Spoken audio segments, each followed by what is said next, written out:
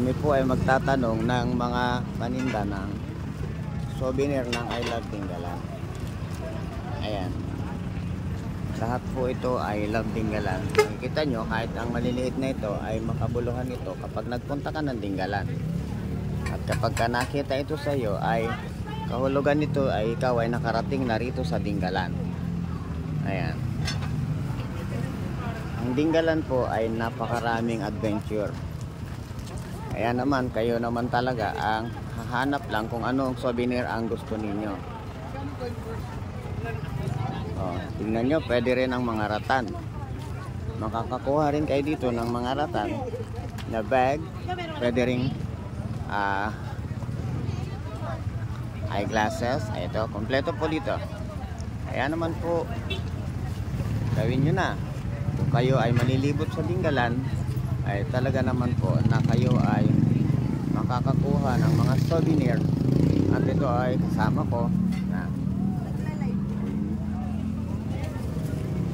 nahanap po ng souvenir na pinakamagandang pasalubong. Ayan, tingnan nyo po, talaga namang ipapasalubong po yan sa kanyang may bahay.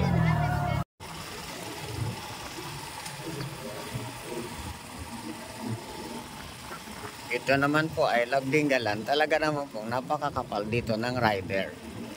At hahanap kami ng pwesto para naman kami ay magkaroon ng time para makapag picture. Ayan. Ito po ang I Love Dingalan.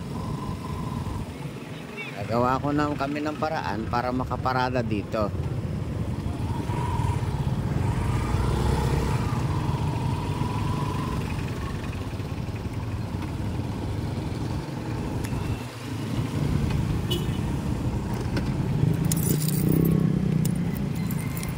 Ayun, picture lang po saglit dito.